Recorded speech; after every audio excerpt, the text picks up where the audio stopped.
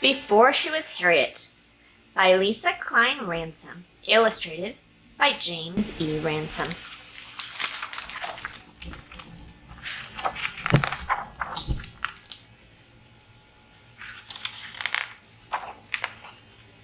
Here she sits, an old woman, tired and worn, her legs stiff, her back achy. But before wrinkles formed and her eyes failed, before she reached her twilight years, she could walk for miles and see clearly, under a sky lit only with stars. Before she was an old woman, she was a suffragist, a voice for women who had none in marriages, in courts, in voting booths. Before her voice became soft and raspy, it was loud and angry, rising above injustice. Before she was a suffragist, she was General Tubman, rising out of the fog armed with courage, strong in the face of rebels and planters and overseers as they watched fields burn and bridges fall, and 700 slaves stop chopping and start running, to a woman who ferried them to freedom on the Combahee River, turned River Jordan. Before she was General Tubman, she was a Union spy, carrying secrets across battlefields to soldiers fighting in the Civil War for President Lincoln to end slavery. Before she was a Union spy, she was a nurse, caring for those hit with bullets and hatred and fear, tending to them with bandages and words in the bloodied dirt of Southern soil.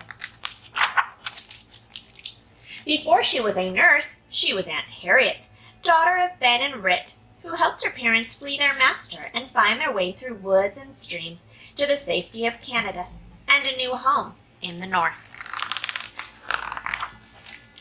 Before she was Aunt Harriet, she was Moses, a conductor on an underground railroad with no trains and no tracks, just passengers, traveling to freedom up north, through swamps, past slave catchers, across rivers, under the cover of night.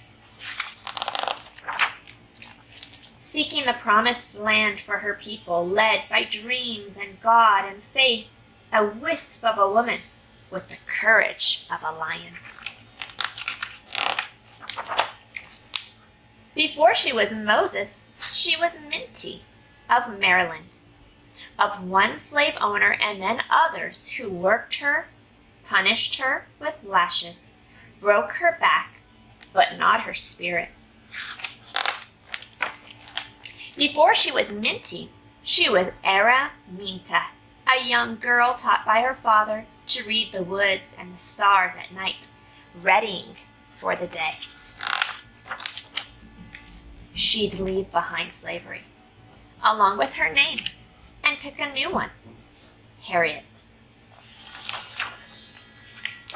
And remember her days as a suffragist, as a general, as a spy, as a nurse, as Aunt Harriet, as Moses, as a conductor, as Minty, as Araminta, who dreamed of living long enough to one day be old, stiff, and achy, tired and worn and wrinkled, and free. Yeah.